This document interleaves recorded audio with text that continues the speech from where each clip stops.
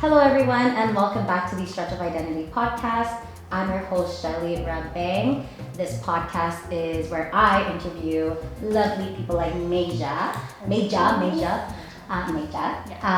about their story, about being a first or second generation Canadian entrepreneur, and kind of just sharing journeys that you've never really had a chance to talk about, right? So Maja here, so she is the co-owner of this beautiful space, Creative Lounge, and she's also the owner of Lash Lounge.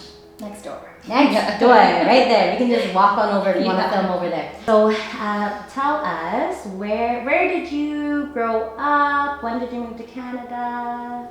Yes, so I grew up in the Philippines.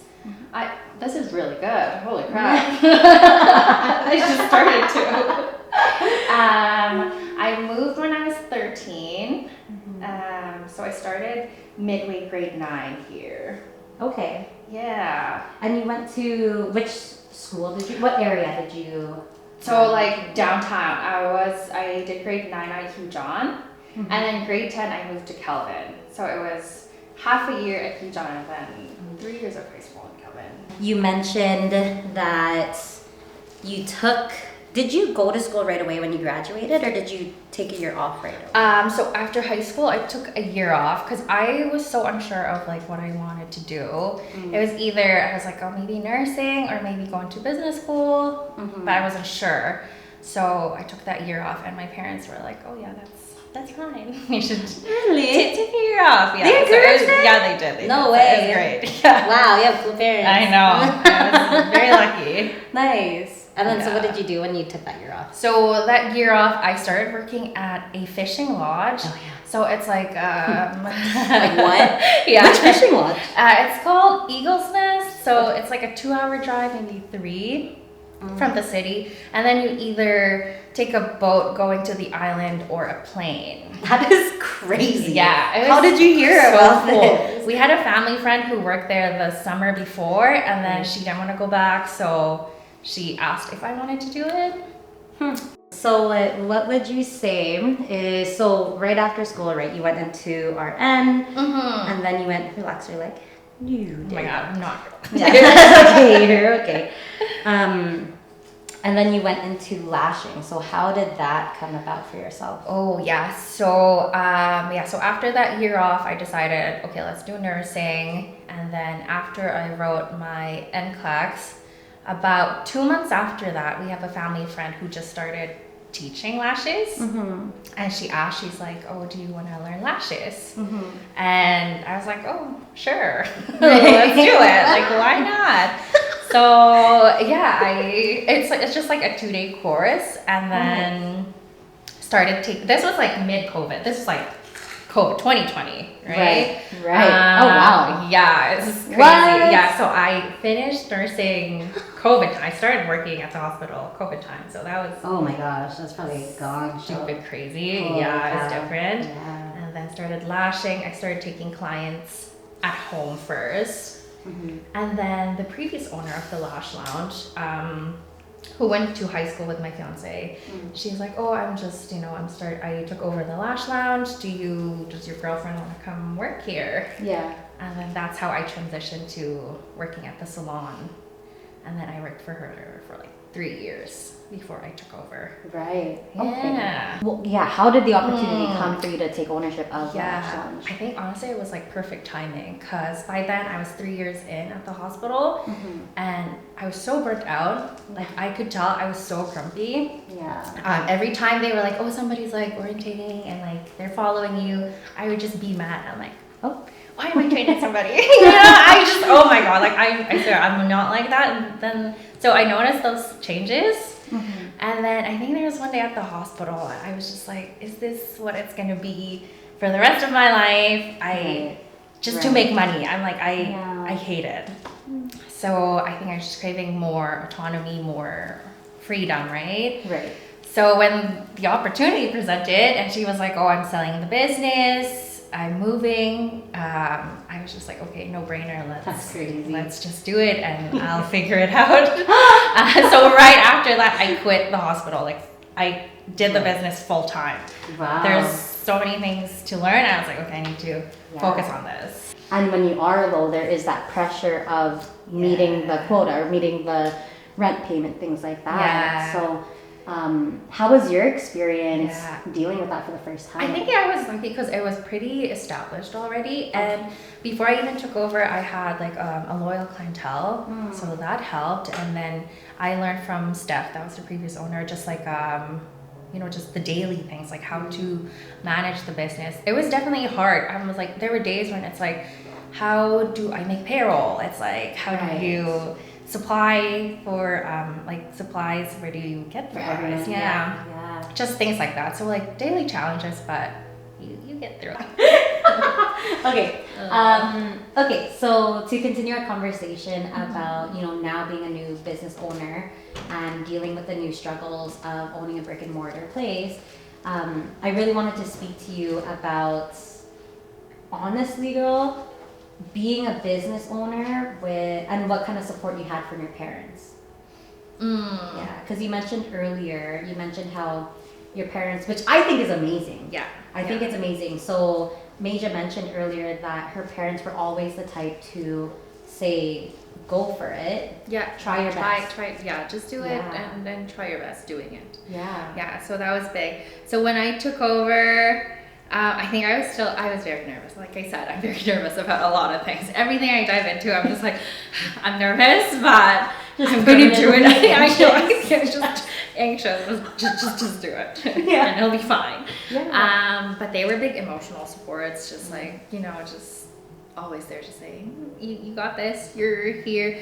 But even all like the cleaning, reorganizing the place, my mom was always there. Even now, she's like, comes in and then just helps me organize things. That's so awesome. Payroll, she's on top of it. Like, what do they do? Are they retired now or? No, they're young parents. Like my mom had me when she was, I want to say 20 or 22. Nice. Yeah, so they're quite young. I think she just child? turned 50. No, I have two siblings. I'm the oldest. And yeah, so my brother's a paramedic. He's a year younger. And then my sister is doing Air Forces right now. Whoa. So crazy. Whoa, that's crazy. Yeah, she's nice. crazy. Benefits with that? Yeah, I know. Right? I know. Nice. So yeah, what was the question? I forgot. Well, it's just like having like the support, right? Yes. So that obviously shows, you know, considering the occupations that your siblings have and like what you have, it just goes to show what parental support does. Yes. Right? And they weren't like, oh, you should do this, you should do this. Yeah. It was never like that. It was like, figure out what you want to do as long as you're happy. I'm going to bring up the fact that you mentioned that you're an older sister because I find that sibling dynamics takes a lot of influence on going on with life. Yeah. So with you being an older sister, would you say the most common thing that I hear is that you're kind of like a second parent? Mm-hmm. Do you feel that way with your siblings? No. Nice. Honestly, they're so mature. Yeah. Like, and I think that's what, and we're all very close. Mm-hmm. Like if there's an issue, it's like they're one of the first people that I would call and just like talk things through. Even my sister, she's 22. Right. But I swear to God, she's like, some people think that she's older because she's so mature. Yeah. So like, I feel like I never like had to take care of them. Nice. We were all like taking care of each other. So I think that goes to show again, like the parental influence. Yes. Yeah. Right. Maybe. Yeah. Yeah. Now I'm looking back, I'm like, I don't think I even reflected on this because now you're going home with something, right? Thanks, Mom and Dad. Actually. Yeah. Good job. Okay. Yeah. So with your parents being young, you know, moving to Canada, and you being young, moving to Canada, and we did slightly speak about this when we were together, but it is the fact of now reconnecting to your cultural roots. Right. Yeah. So, and again, like speaking about like, you know, working at a fishing lodge, which I think is so cool. Like, yum. What the heck? It was fun. I mean, it was like fun. not yum. Yeah. That's the true Filipino in me. I don't know if you guys eat the fish, but. Yes, we did. Yeah, it was great. Oh my gosh, when it's wrapped up and Yeah. then like in charcoal and cooked. God. Oh, girl. Yeah, and fish fry. Oh man, so good. I love that for you.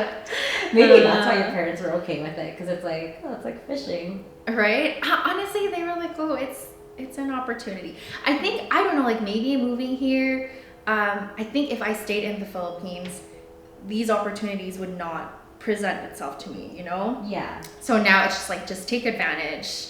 Like that's the mindset. It's like, if it's there, do it. Because, you know, you why don't not? Don't pass up on it. Like, it's just, yeah.